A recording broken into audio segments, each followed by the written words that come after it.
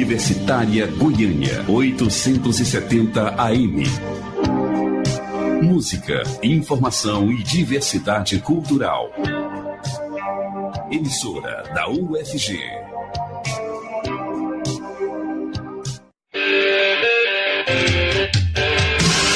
Começa agora o Estação Esportiva. As notícias do mundo do esporte de um jeito que você nunca ouviu.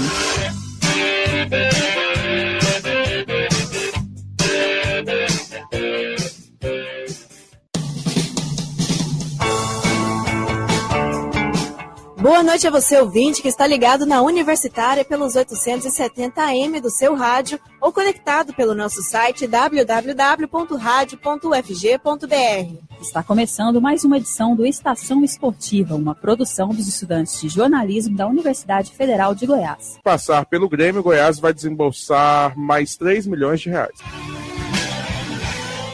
Mas antes de pensar na competição nacional, o Verdão vai entrar em campo amanhã, às 4h30 da tarde, contra o Figueirense, no Serra Dourada. O embate é válido pela segunda rodada da Série B. Lembrando que na estreia do campeonato, o time goiano perdeu para o CSA por 2-1, jogando fora de casa. Pois é, Matheus, e o técnico Hélio dos Anjos vai ter desfalques. O meia Léo Senna e o atacante Júnior Viçosa estão fora das próximas partidas. Os dois atletas se lesionaram na partida de quarta-feira contra o Avaí. Léo Senna sofreu um estiramento muscular na parte posterior da coxa e foi substituído ainda no primeiro tempo. O jogador vai ficar 2 semanas em tratamento. E o caso de Júnior Viçosa é um pouco mais grave. O atacante teve uma lesão no ligamento colateral medial do joelho esquerdo. Ele deixou a equipe esmeraldina com um jogador a menos em campo, já que o Hélio tinha feito 3 alterações no time. Exatamente, Tandes, mas apesar da lesão ser no joelho, o caso não é cirúrgico. No entanto, o Departamento Médico do Goiás não estabeleceu uma previsão de retorno. Mas neste tipo de lesão, o período de recuperação costuma ser de 1 mês. E o Maranhão, que sequer entrou em campo na última partida, ainda é dúvida. Com essas baixas, Pedro Bambu e Lucão são os mais cotados para entrar e Michael deve permanecer. Sendo assim, a provável escalação do Goiás para amanhã é a seguinte: Marcelo Rangel no gol, Kaique Sá, David Duarte, Eduardo Brock e Breno na defesa. No meio, Madison, Pedro Bambu e Giovani. Lá no ataque, Carlos Eduardo, Lucão e Michael. E você pode acompanhar todos os detalhes dessa partida aqui na Universitária com a equipe Doutores da Bola. A transmissão vai começar às 4h da tarde, direto do estádio Serra Dourada. O Atlético apresentou na tarde de hoje mais 2 reforços visando a Série B. A diretoria de futebol, por meio de Adson Batista, contratou 11 atletas para a disputa da segundona do futebol brasileiro. Hoje foi a vez do zagueiro Victor Oliveira e do meia Bileu serem apresentados na coletiva de imprensa do CT do Dragão. Ambos os jogadores foram regularizados e estão aptos a estrearem na próxima rodada da Série B. Bileu tem 29 anos e estava na Linense durante a disputa do Campeonato Paulista. O versátil jogador, que também atua como volante e lateral direito, tem passagens por grandes clubes do Nordeste, como ABC, Sport e Santa Cruz. Como o meia Thomas Bastos foi expulso na última partida, a tendência é de que Bileu estreie entre os titulares. O meia comentou sobre a possibilidade de ganhar a vaga entre os 11 logo na primeira partida com a camisa do Dragão. Vamos conversar com o professor, né? Estou com um pouco de tempo de trabalho com o grupo mesmo que está jogando. Isso pode prejudicar um pouco, né, minha estreia, caso eu venha estrear, porque entrosamento, né, querendo ou não, passei muito tempo fazendo um complemento físico aí que estava precisando. Mas se o professor optar por mim, eu vou estar à disposição, vou tentar ajudar da melhor maneira possível, que é dando o meu melhor dentro de campo para ajudar os meus companheiros. Ao contrário de Bileu, o zagueiro Vitor Oliveira já é conhecido da torcida atleticana. O defensor de 23 anos foi revelado no Dragão da Campininha e se destacou pelo clube na disputa da Série B de 2014, depois se transferiu para o Fluminense. Além do time das Laranjeiras, Victor voltou a atuar na Série B em 2016 pelo Joinville e posteriormente se transferiu para o futebol da Moldóvia. Retorna ao Atlético por empréstimo do Tombense de Minas Gerais até o fim do ano. Vitor Oliveira comentou sobre a identificação que tem com o clube e o retorno à Goiânia e ao Brasil depois de 3 temporadas longe de casa. Aqui em 2014 foi o meu início, foi onde eu tive minhas primeiras oportunidades como jogador profissional. Vai se fazer 4 anos, né, desde a minha última passagem. Então a gente vai sempre crescendo durante os anos, durante as competições que a gente vai disputando. Então eu chego um jogador talvez mais preparado para uma Série B do que o Vitória de 2014. E agora vamos falar do Vila Nova. O time colorado vai entrar em campo amanhã pela segunda rodada da segundona do Campeonato Brasileiro da Série B. E o embate da final de semana... o embate do final de semana é contra o time alagoano CRB. Hoje à tarde o elenco realizou os treinos para o confronto que vai acontecer no Rei Pelé às 4h30 da tarde. O Tigre vai em busca da sua segunda vitória no campeonato e para isso vai entrar com um time mudado em relação ao último jogo. O técnico Emerson Maria vai colocar o atacante Lincoln como titular. Na estreia da Série B, o atleta entrou no segundo tempo. O jogador vai entrar no lugar de Keker, que jogou na posição na disputa contra o Avaí. Essa é a principal mudança, mas não é a única. O meia Vinícius Leite pode ser novidade também na escalação para o jogo. O atleta treinou no lugar de Elias, que foi o titular no último jogo. Com essas possíveis alterações, o time vilanovense deve entrar em campo com Matheus Pazinato no gol. Na defesa, Maguinho, Wesley Matos, Diego Giareta e Gaston Filgueira. Já o meio-campo do Tigrão entra com o Giovani, Wellington Reis, Matheus Anderson, o Elias, ou então o Vinícius Leite e Reis.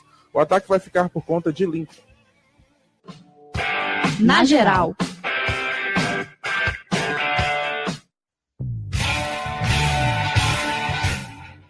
O Brasileirão da Série B começou na semana passada e os times goianos já estão disputando a segunda rodada. O objetivo das equipes, é claro, é conquistar o tão sonhado acesso para a elite do futebol brasileiro. A equipe do Estação Esportiva quer saber qual a opinião do torcedor goiano sobre o preparo dos times para a competição. O quadro Na Geral de hoje perguntou se os times da capital têm a possibilidade de subir para a Série A do ano que vem. Meu nome é Igor de Moraes. Eu acho que os times aqui da cidade de Goiânia, do estado de Goiás, os que estão mais bem preparados é Goiás e Vila Nova. O Atlético montou um time até bom, mas a gente tem que ver o que vai acontecer no decorrer do campeonato. Mas para mim quem vai subir é Goiás e Vila. Meu nome é Vinícius, moro no Jardim Gardene e acho que o time da região não vai subir para a Série A não, viu? Mau desempenho, né? Quando chegar lá... Meu nome é Geis, eu sou de Salvador e eu acredito que esse ano o Goiás vai subir para a Série A porque ele é um time de bastante tradição, que já começou bem e está empolgado e bastante motivado para subir, porque afinal ele é um time de Série A e é para lá que ele tem que voltar. Moro aqui em Trindade. Se algum time daqui de Goiás, de Goiânia tiver de subir, é o Vila Nova, porque é o que eu trouxe pro Vila Nova, né? Meu nome é João Batista de Oliveira, sou de Bonfinópolis. O Vila Nova vai subir esse ano, que é o melhor da cidade. Não, meu nome é Marcelo, torço pro Vila Nova e acho que daqui do estado de Goiás não vai nem ir para a primeira divisão.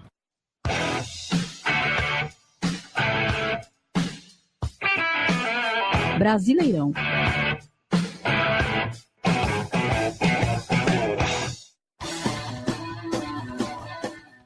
Vamos agora para a Série B, como se fôssemos o Atlético no ano passado. Nesta sexta-feira vai ter a continuação da segunda rodada com 3 jogos. Maldade, hein, Tantos? O primeiro deles é o Juventude, que vai enfrentar em casa às 7h15 da noite o Oeste no estádio Alfredo Jaconi. Em Sorocaba, o São Bento recebe o CSA às 8h15 da noite. E, por fim, lá no Pará, o Paysandu vai enfrentar o Paraná às 9h30 da noite. No sábado, o Avaí vai receber o Brasil de Pelotas no estádio da Ressacada, às 4h30 da tarde. Às 7h da noite, a Ponte Preta vai até Santa Catarina para enfrentar o Criciúma. Para fechar a rodada, como já dissemos anteriormente, o Goiás vai duelar contra o Figueirense no Serra Dourada e o Vila Nova vai enfrentar o CRB fora de casa. Ambos os duelos vão acontecer às 4h30 da tarde. E agora vamos para a Série A, que nem o Internacional esse ano. Neste sábado, o Santos vai até a Fonte Nova enfrentar o Bahia às 4h da tarde, buscando a segunda vitória no campeonato. O Alvinegro deve contar com o retorno de Bruno Henrique, que está fora de ação desde janeiro, quando sofreu uma grave lesão no olho direito, bastante rara no futebol. Pelo lado do Bahia, o tricolor conta com a volta do zagueiro Lucas Fonseca, recuperado de lesão. Fechando os jogos de sábado, o Flamengo vai enfrentar o América Mineiro às 7h da noite no Maracanã. A partida vai ser marcada pela despedida do ídolo rubro-negro Júlio César, que fez história debaixo das traves pela seleção brasileira. Pelos jogos de domingo, o Corinthians vai até o Dorival Brito para enfrentar o Paraná, jogo este que será realizado às 11 da manhã. Às 4 da tarde teremos uma série de jogos pela primeira divisão. Exatamente, Matheus. Em Belo Horizonte, o Atlético Mineiro enfrenta o Vitória no estádio Independência E na Arena Condá, a Chapecoense vai enfrentar o Vasco, que busca se reerguer após a derrota vexatória pela Libertadores. O Cruz Maltino perdeu para o Racing na Argentina por 4-0. Seguindo com os jogos que vão acontecer às 4 da tarde no Rio de Janeiro, teremos o duelo entre Fluminense e Cruzeiro. O Cruzeiro vem de um empate sem gols contra a Universidade do Chile pela Libertadores, enquanto o Flu pôde treinar a semana inteira para esse jogo. O São Paulo, recém-eliminado da Copa do Brasil, vai até a Arena Castelão enfrentar o Ceará em busca de sua volta por cima. Já o Palmeiras vai enfrentar o Internacional no Pacaembu. Para fechar os jogos de domingo, o atual campeão da Libertadores, o Grêmio, vai enfrentar em casa o Atlético Paranaense. O Furacão é o atual líder do campeonato e vai em busca de mais 3 pontos para se manter 100% na disputa. Goleou a Chape na primeira rodada. A partida vai ser às 7 horas da noite na Arena do Grêmio. E por fim, encerrando a segunda rodada do Brasileirão, o Sport vai pegar na Ilha do Retiro o Botafogo. A partida contra o atual campeão do Campeonato Carioca tem início às 8 horas da noite. Você está ouvindo Estação Esportiva, o horário nobre do esporte no seu rádio. Aqui na Universitária são 6h46. Correio Esportivo.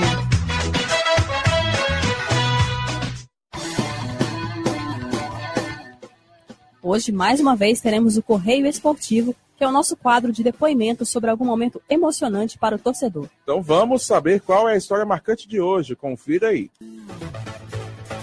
Mais do que uma disputa em campo, o futebol também é movido pelas arquibancadas. A torcida não só faz o esporte brilhar, mas também cria o vínculo entre o espetáculo e o espectador. Então, por que não fazer do torcedor a atração da vez? O Estação Esportiva traz no quadro Correio Esportivo depoimentos de quem presenciou um momento nos estádios que ficou na memória. E na série de hoje, vamos ouvir a experiência de Danilo, que desde criança acompanha o time do coração. Meu time é o Goiás Esporte Clube. Desde que eu me entendo de gente, assim, meu pai, ele sempre gostou de futebol e quando ele veio para Goiânia, isso tem muito tempo, e sempre quando pôde, ele me levava nos estádios. Então, assim, desde criança eu comecei a acompanhar o Goiás e ir nos estádios, no Serra Dourada, desde a inauguração da Serrinha também. Então, assim, faz muito tempo. Às vezes eu não memorizo datas, assim, mas foi muitas partidas no estádio. A paixão por um time também tem seus momentos baixos. Ver o clube do coração ir mal em uma competição deixa qualquer um frustrado. Mas a sensação de acompanhar uma partida no estádio de pertinho pode deixar de lado por um instante a decepção com o time e trazer novamente a emoção de fazer uma parte da torcida. O Goiás tinha sofrido um rebaixamento, eu até tinha falado que não ia mais no estádio. Falei, eu só volto no estádio quando o Goiás voltar para a Série A. Às vezes é uma coisa de criança também, né? Mas quando chegou o próximo ano ali, já estava lá, eu e meu pai, já estava ali de volta no estádio. Não, essas coisas de falar que não vai, a gente sempre fala depois de uma derrota, na verdade, né? Não volto mais. Aí chega o final de semana ali, você fala, vou lá. Os desencantos com o time fazem parte do futebol. E deixar isso de lado também. Qualquer embate no meio do campeonato pode virar um clássico. E o que seria um programa para o final de semana acaba ficando sempre na memória. E baseado nisso que o Danilo conta agora pra gente como foi sua experiência assistindo o Clube do Coração. Eu lembro que nesse jogo 99 era Goiás e Bahia. Foi um jogo meio de semana, com chuva. Mais um jogo, na verdade, né? E no decorrer da partida, sim, foi um jogo assim, histórico. O jogo terminou empatado, 4-4, mas com belos gols, inclusive do nosso eterno Fernandão, e também do Dil, do Goiás também, e também 2 gols do Silvio Criciúma, né? Que é um zagueiro aí que fez história também no Goiás. Então foi um jogo assim um jogo inesquecível. O momento mais marcante da partida, sem dúvida nenhuma, foi o lançamento do Marquinhos, o lateral Marquinhos, e o domínio do Fernandão e a bicicleta dele, né? Então isso foi um momento assim que, vamos dizer, a torcida foi a delírio, um dos momentos mais bonitos acredito, do estádio, um dos gols mais bonitos do estádio Serra Dourada. Pela chuva também, assim, o estádio não estava completamente lotado. Acredito que entre 10 e 15 mil pessoas. Mas quem foi pôde fazer sua parte lá e desfrutar desse momento. Nesse jogo eu fui com meu pai. Acho que eu tinha por volta aí de 13 a 15 anos. Eu fui pro estádio com meu pai. Mariana Siqueira com o Correio Esportivo.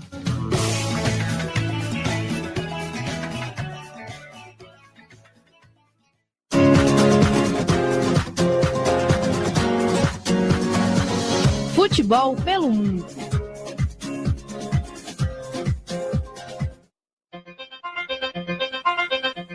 Pela Libertadores da América, 2 equipes brasileiras entraram em campo ontem. Pela terceira rodada da fase de grupos da competição, o Vasco da Gama visitou o Racing no Presidente Perón, na Argentina. Isso mesmo, Tandes, e nem o Martin Silva conseguiu salvar os Cruz Maltinos da derrota. O goleiro pegou 2 pênaltis, mas mesmo assim a equipe carioca foi goleada. O novo esquema tático do técnico Zé Ricardo não funcionou e o Vasco se rendeu à pressão argentina e se complicou no campeonato. O Racing bateu o time brasileiro por 4-0. Com a derrota, o Vasco se colocou em uma difícil situação na Libertadores. O Cruz Maltino é o lanterna do Grupo 5 com apenas 1 ponto em 3 jogos, justamente o empate contra o Cruzeiro. Já os argentinos, por outro lado, lideram a chave com 7 pontos. E por falar no Grupo 5, o Cruzeiro também jogou ontem. A equipe mineira duelou com a Universidade de Chile em Santiago. A Raposa teve boas chances e acertou a trave 2 vezes durante a partida. Porém, os times não conseguiram sair do 0-0. Sendo assim, o Cruzeiro segue sem vencer na Libertadores. Até agora foram 2 empates e 1 derrota na competição. Ou seja, os mineiros têm apenas 2 pontos e estão na vice-lanterna do Grupo 5. Agora vamos falar da Copa do Brasil. Dando seguimento aos jogos de volta da 4ª fase da competição, tiveram 2 partidas na noite de quinta-feira. Pois é, tantos mesmo com o Brasil tendo uma inúmera quantidade de espécies de animais diferentes, quem deu as caras ontem foi a zebra. E já que estamos falando de fauna, vamos começar pelo leão. Exatamente, Matheus. Falando do Vitória, o Leão da Barra, jogando ontem contra o Internacional no Barradão, o rubro-negro baiano barrou o Colorado com uma vitória por 1-0. Quem marcou foi Neilton, também conhecido como Neymar sem grife. Com esse gol, a disputa foi para os pênaltis, já que no Beira-Rio o Internacional conseguiu ganhar por 2-1. Entretanto, nas penalidades, quem se deu melhor foi o time baiano, que bateu o Colorado por 4-3. Pois é, Matheus, e ontem também houve um furacão que passou por São Paulo e sacudiu o Morumbi. Não estamos falando de um fenômeno meteorológico, mas sim do Atlético Paranaense que enfrentou o tricolor paulista na noite de ontem. O São Paulo até que abriu o placar com um gol de Valdívia e ampliou com o Nenê. Mas no final do primeiro tempo, o Atlético Paranaense diminuiu com um pênalti convertido por Guilherme. Ainda motivado pelo gol, o Furacão voltou do intervalo com uma tormenta tropical e marcou logo no início. Após linda tabela, Matheus Rossetto só teve o trabalho de guardar a bola nas redes e garantir o empate que durou o resto do segundo tempo. Como no jogo de ida, o rubro-negro venceu por 2-1 na Arena da Baixada, o São Paulo acabou eliminado. E que nem no Teletubbies, né? Hora de dar tchau para o tricolor. Ontem foram os jogos, mas hoje de manhã houve o sorteio na sede da CBF. Na ocasião, foi definido quais são os confrontos das 8ª de final da Copa do Brasil. Ficou estabelecido que Vitória e Corinthians vão se enfrentar, assim como o América Mineiro vai pegar o Palmeiras. A Ponte Preta vai enfrentar o Flamengo e o Bahia vai jogar contra o Vasco. E não acaba por aí. O Atlético Mineiro duela com a Chapecoense, o Atlético Paranaense enfrenta o Cruzeiro, o Santos vai para o combate contra o Luverdense e, como já mencionamos, o Goiás vai encarar o Grêmio.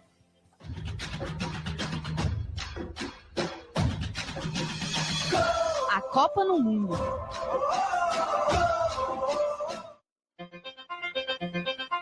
Seguindo com a série A Copa no Mundo, hoje vamos saber um pouco mais sobre a seleção da Austrália. Vamos conferir as informações deste país com a repórter Rawane Rocha. O território australiano é habitado há cerca de 70 mil anos, desde que alguns africanos saíram em migração pelo Mar Asiático e chegaram às ilhas do Hemisfério Sul. Esses primeiros nativos, que são comparados aos índios brasileiros, ficaram conhecidos como aborígenes. E antes da colonização dos europeus, eles formavam colônias que falavam mais de 250 dialetos. Os holandeses chegaram primeiro, mas quem colonizou rapidamente foram os britânicos, que já mapeavam a costa leste da ilha. Eles pretendiam fazer do lugar uma colônia de presos, então levaram para habitar ali condenados a 7 anos ou mais de prisão. Só depois de muitos anos de colonização dos europeus que os australianos começaram a divergir da realidade do Reino Unido. E as 6 colônias, enfim, se reuniram em 1901 e formaram uma federação, criando assim a comunidade da Austrália. A esta altura, a população, que já somava mais de 23 milhões de habitantes, se concentrava em Sydney, Melbourne, Brisbane, Perth, Adelaide e Darwin,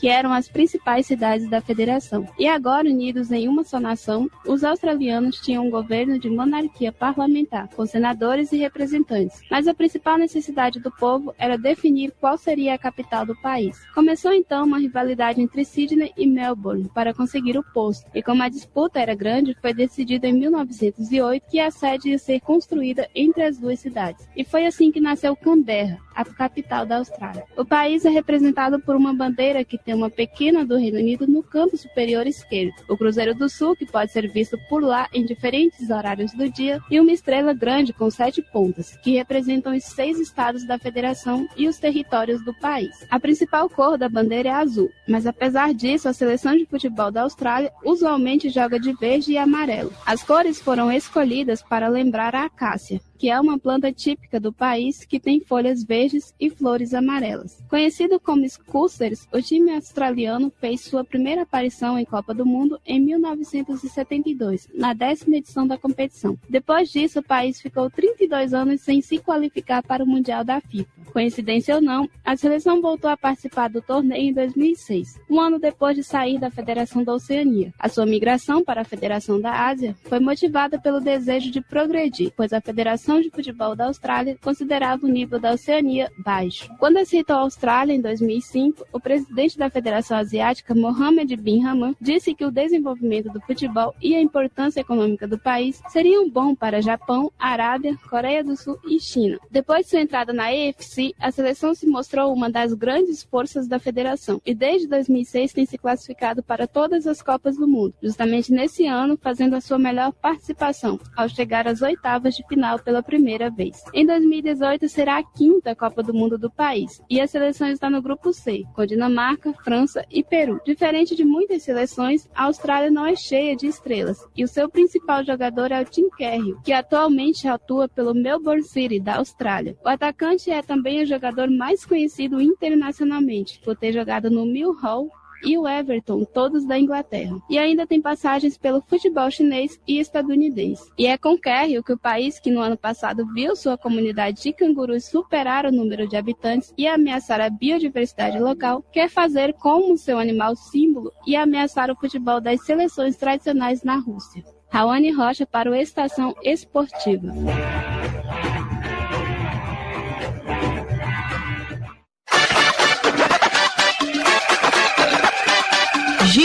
Giro esportivo.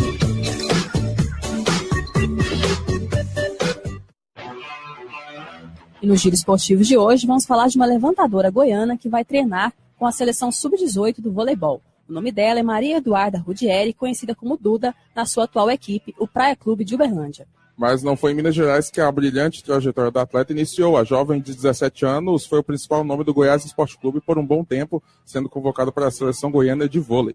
Uma vez entre as melhores do estado, a joia levou nossa terra à conquista da 2ª e da 1ª divisão do Campeonato Nacional Infanto. Agora o desafio pode ser ainda maior, defender as cores verde e amarela. Para isso, ela precisa passar por uma bateria de avaliações no Centro de Desenvolvimento de Voleibol, localizado na cidade fluminense de Saquarema. Ela já está lá desde segunda e busca estar entre as 12 que vão representar o nosso país. Boa sorte para a Duda.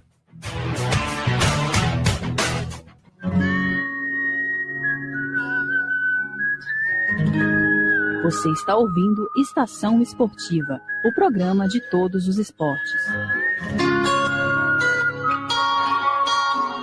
Na Universitária são 6 horas e 59 minutos e chega ao fim a Estação Esportiva desta sexta-feira, dia 20 de abril de 2018. A apresentação foi minha, Matheus Alves, com a Tandara Reis. Produções e reportagens de Augusto César, Mariana Siqueira, Matheus Alves, Raoni Rocha, Paulo Emílio de Medeiros e Tandara Reis. Coedição geral e monitoria de Daniela Versiani, Mariana Siqueira e Tandara Reis. E a orientação do professor Ricardo Pavan, com direção geral de Márcia Borati. Os trabalhos técnicos de hoje foram de Clóvis Henrique e Sandro Alves. O Estação Esportiva é produzido por estudantes de jornalismo da UFG. E para sugestões e participações, basta mandar mensagem via direct no Instagram, @Estação Esportiva, pelo e-mail estaçãoesportiva870@gmail.com ou ligar para 3521-1936. Boa noite, ouvinte. Boa noite, Matheus. Boa noite, Tantes. Boa noite para você, ouvinte. O Estação Esportiva volta na segunda-feira, às 6h30 da noite. Na sequência, você fica com o programa A Voz do Brasil. ZYH 754, 870 kHz, AM. Rádio Universitária, Goiânia. Emissora da UFG.